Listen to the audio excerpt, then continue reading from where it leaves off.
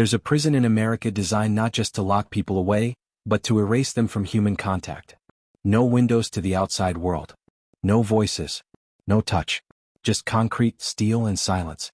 Before we step inside, subscribe now, because this channel brings you true, deeply researched prison stories most people never hear. And once you understand how Pelican Bay works, you'll never look at solitary confinement the same way again. Near the far northern edge of California, just miles from the Oregon border and surrounded by forest, fog, and coastline, sits one of the most secure and controversial prisons ever built in the United States, Pelican Bay State Prison. Opened in 1989, Pelican Bay wasn't designed like older prisons that evolved over time. It was engineered from the ground up for one specific purpose: total control of the most dangerous and influential inmates in the state system. This wasn't meant to be a rehabilitation center. It wasn't built around education, work programs, or reform models. It was built as a control mechanism, a response to rising prison gang power, internal violence, and the fear that traditional prisons could no longer contain certain individuals.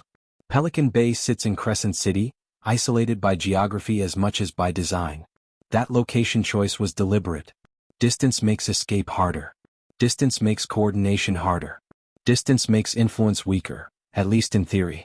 Lawmakers and corrections officials at the time believed that if you physically separated high-level gang leaders and violent offenders from their networks, you could break the chain of command that operated inside California prisons. But isolation on that scale came with consequences no one fully understood at the time. Pelican Bay became known primarily for one unit, the Secure Housing Unit, the SHU. Even among hardened inmates, the SHU developed a reputation that spread across state lines. This was where prisoners were sent not just for what they did, but sometimes for what officials believed they controlled. The SHU wasn't like standard solitary confinement used temporarily in many facilities.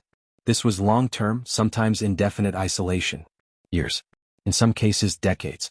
A system designed around the idea that certain inmates were too dangerous to live among the general population, even inside maximum security.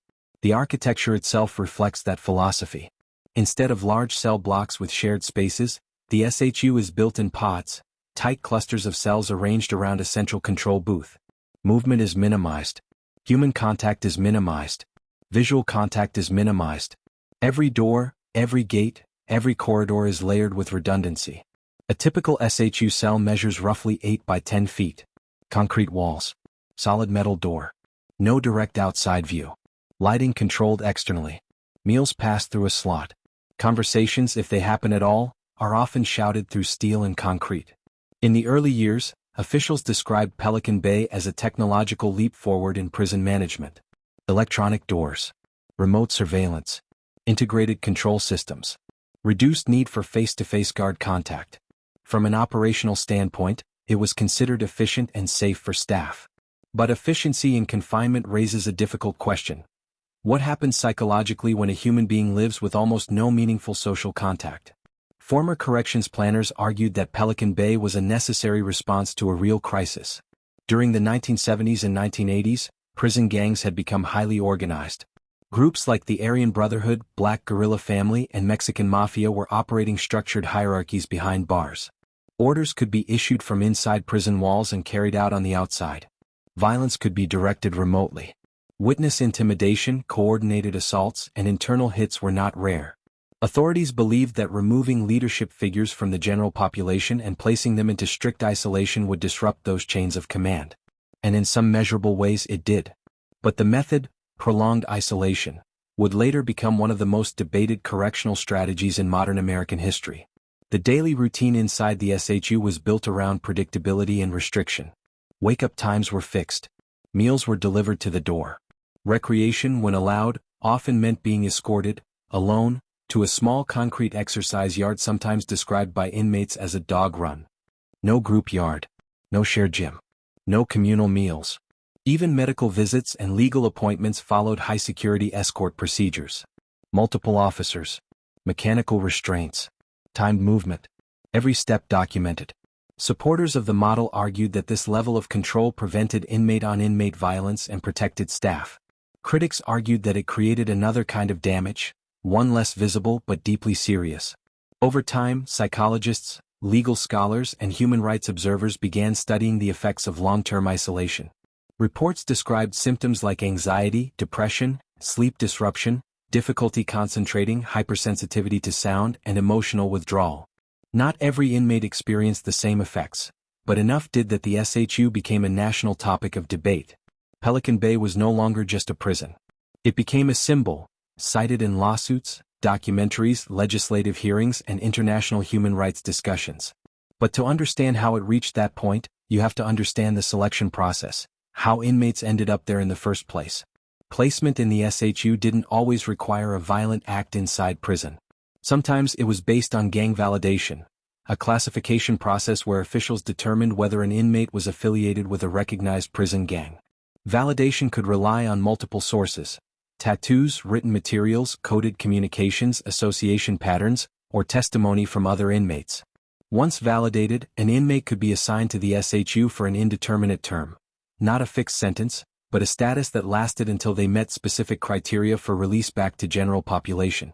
4 years, one of the primary exit paths was debriefing, providing information about gang activity and structure. Officials saw it as intelligence gathering. Many inmates saw it as labeling oneself a permanent target. This created a system where some prisoners remained in isolation for extremely long periods, not because of ongoing violent behavior inside the SHU, but because their classification status didn't change. By the early 2000s, Pelican Bay's SHU held hundreds of inmates under these conditions. Some had been there more than a decade. Court challenges began to build. Civil rights attorneys argued that indefinite isolation without meaningful review violated constitutional protections.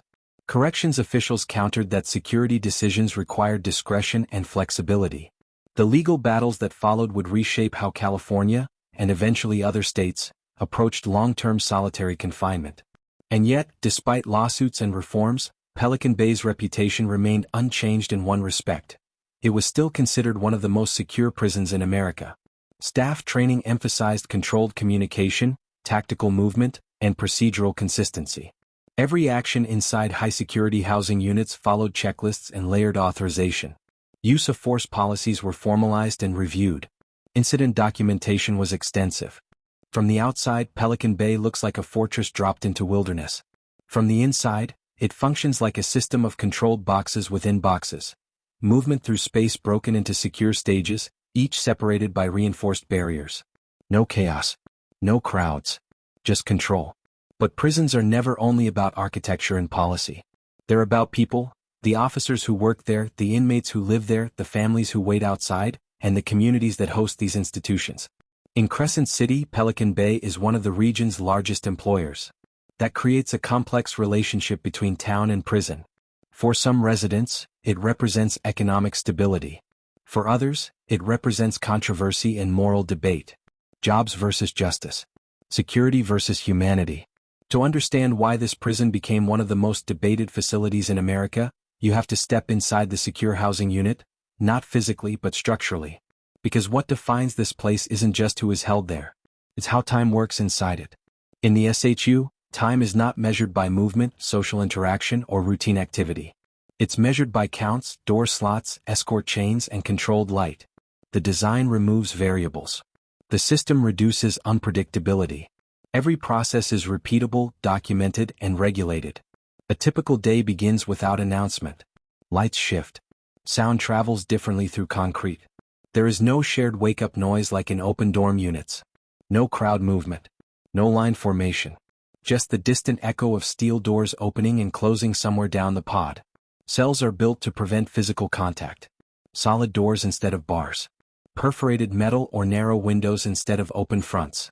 Food trays pass through a slot. Hands pass through restraints before movement. Even routine transfers, like a shower, follow escort protocol. An inmate is usually restrained through the food port before the door opens. Officers apply cuffs.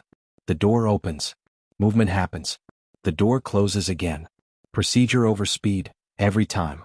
Supporters of the SHU model long argued that this system dramatically reduced spontaneous violence. With limited inmate contact, there are fewer opportunities for coordinated assaults, weapon passing, or group disturbances. In administrative reports, incident rates inside the unit were often lower than in high-security general population yards. But reduced violence does not automatically equal reduced harm. It depends on how harm is defined. Inside these units, sensory input is limited. The color palette rarely changes: gray floors, gray walls, neutral surfaces designed for durability and visibility. Windows, where present, are often frosted or positioned to show only sky. No horizon line. No street movement. No natural visual rhythm. Sound behaves differently too. Concrete reflects noise sharply, then swallows it. A distant voice can seem close. A close voice can seem far.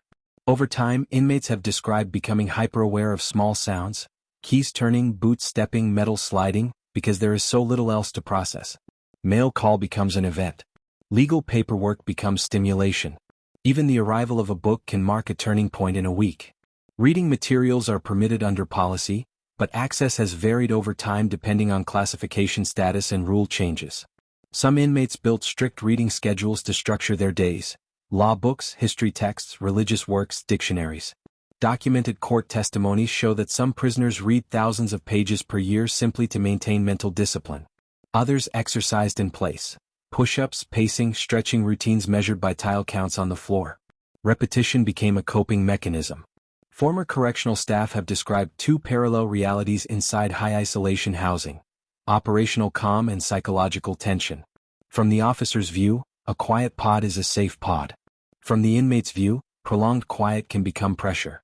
Mental health monitoring became one of the most contested aspects of SHU operations. Over the years, policies required regular psychological rounds, clinicians walking the tier, stopping at doors, conducting brief check-ins. Critics argued these interactions were too short to detect deeper deterioration. Administrators argued that structured monitoring combined with referral systems provided oversight.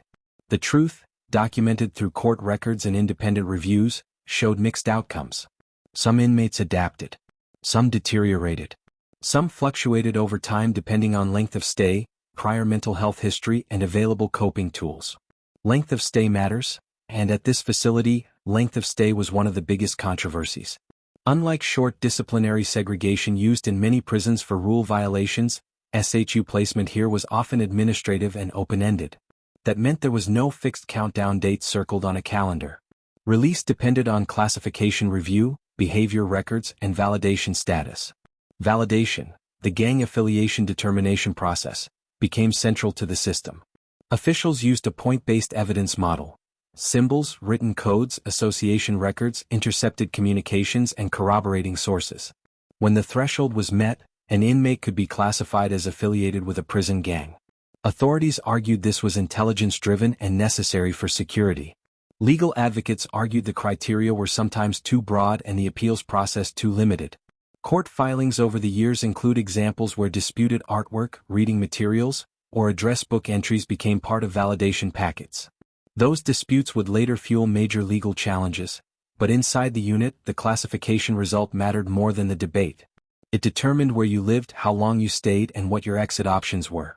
One of those exit options, debriefing, carried heavy consequences inside prison culture. Debriefing meant providing detailed information about gang structure and operations to investigators. Officials considered it a tool for dismantling organized prison crime networks. Many inmates considered it a line that, once crossed, permanently changed their safety status. Because of that, some inmates chose not to pursue it, even if it meant remaining in isolation longer. Exercise time, when granted, typically happened alone in enclosed yards. These yards are often described in inspection reports as concrete enclosures with partial roofing and open air above. Movement is possible, but interaction is not. No team sports. No shared equipment. Just space to walk, stretch, and breathe outside air for a limited period. Even these periods follow escort choreography: restraints, escort team, controlled door sequence, placement, removal of restraints through secure ports. Everything is about minimizing uncontrolled contact. Technology plays a major role. Control booths sit at the center of pod clusters, allowing officers to operate doors electronically.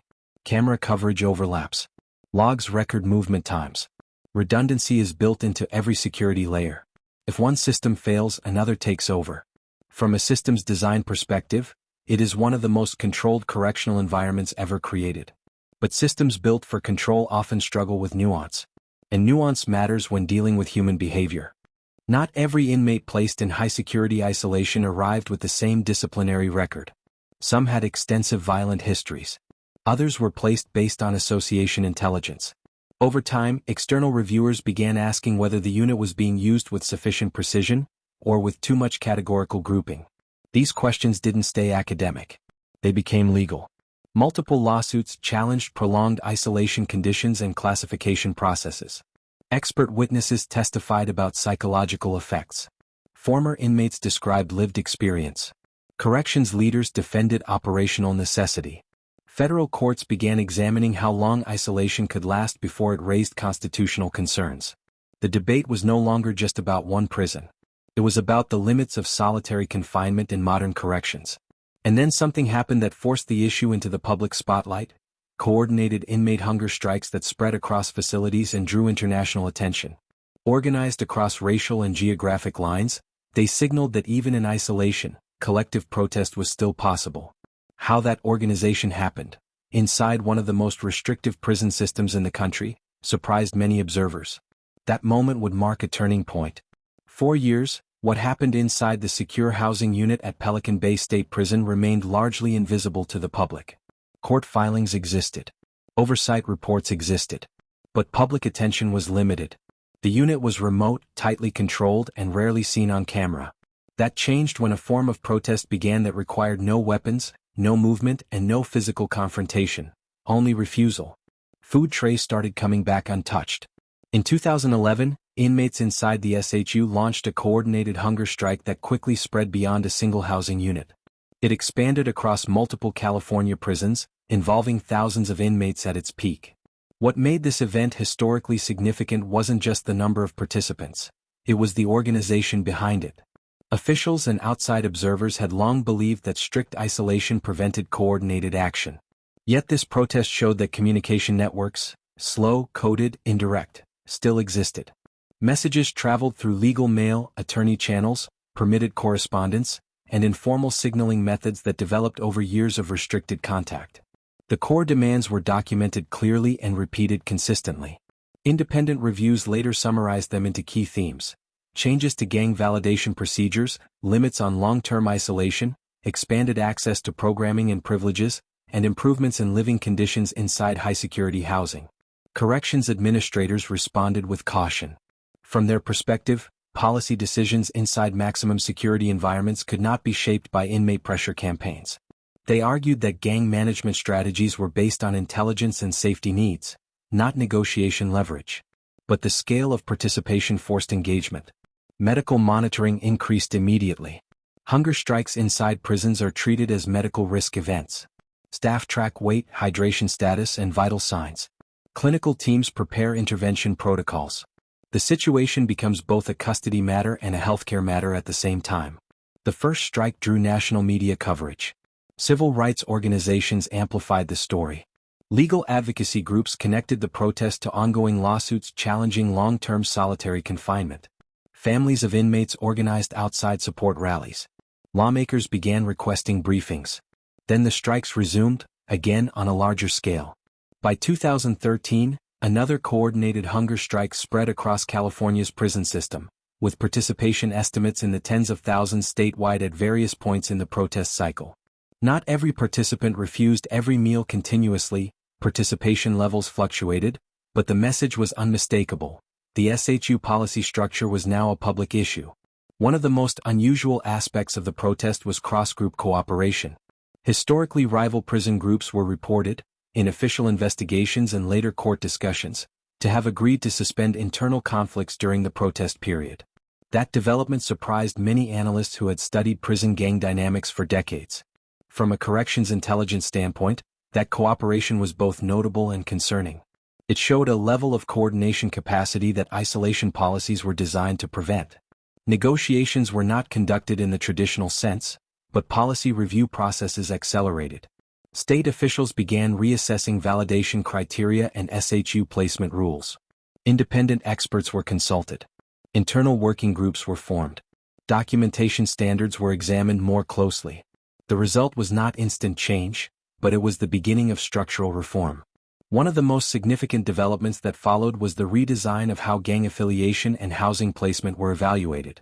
Instead of relying primarily on status-based validation, the system began shifting toward behavior-based criteria. That meant actual rule violations and documented misconduct carried more weight than association indicators alone. A new step-down program model was introduced. Instead of an all-or-nothing pathway out of the SHU, inmates could move through staged levels with increasing privileges and monitored integration opportunities, if they met behavioral benchmarks. This represented a philosophical shift, from static classification to dynamic assessment. Supporters of the reform argued that behavior-based systems are more measurable and more defensible. Critics argued that implementation details would determine whether reform was meaningful or cosmetic. Oversight bodies began tracking the outcomes. Court involvement intensified during this period. Federal cases examined whether prolonged, indefinite isolation, especially when based on status rather than recent violent behavior, met constitutional standards. Expert testimony from psychologists, criminologists, and corrections leaders filled thousands of pages of transcripts and exhibits. Some inmates who had spent very long periods in isolation were transferred out under revised review processes.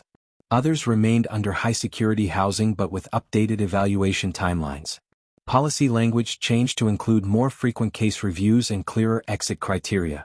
Operationally, this required retraining classification staff, revising intelligence documentation procedures, and building new program tracks inside high-security environments, something that is logistically complex and resource-heavy. Not everyone agreed with the direction of reform. Some corrections veterans warned that reducing isolation authority could allow organized prison groups to rebuild operational capacity inside facilities. They argued that historical cycles showed what happened when intelligence controls weakened. Others countered that evidence-based management, focused on behavior and incentives, produced more stable long-term outcomes.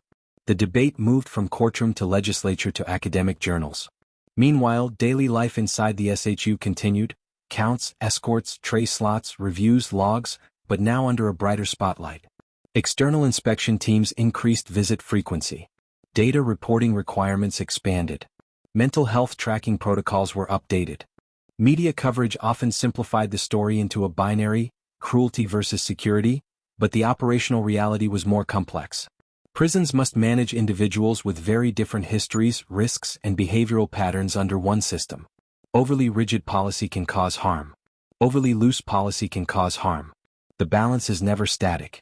What the hunger strikes accomplished, regardless of perspective, was visibility. They forced the public, the courts, and policymakers to look closely at a system that had operated for years with limited outside attention. They also demonstrated something fundamental about human behavior in confinement. Even under extreme restriction, people will seek ways to assert agency. Sometimes through violence. Sometimes through organization. Sometimes through refusal.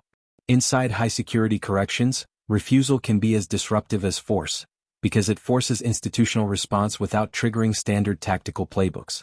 After the strikes and the reforms that followed, the number of inmates held in long-term SHU isolation decreased over time under revised policies. Step-down pathways expanded. Review mechanisms formalized. Legal scrutiny remained ongoing. But Pelican Bay did not become a low-security environment. It remained, and remains, one of the most controlled facilities in the country. The difference is that the framework governing who stays in extreme isolation, and for how long, changed under pressure, litigation, and policy review. And that raises the next critical question. If extreme isolation was scaled back, what replaced it? How do modern high-security prisons manage the same risks today without relying as heavily on indefinite solitary confinement? Pelican Bay was built to solve a problem: how to control the most dangerous inmates in the system. But over time it also created a new question: how much isolation is too much? The policies changed. The courts stepped in. The system adapted. But the debate over security versus humanity is far from over. If you found this documentary valuable, subscribe to the channel now. We bring you deeply researched, true prison and crime stories. No myths, no exaggeration, just documented reality. Watch the next investigation on your screen now, and step deeper into the world most people never see.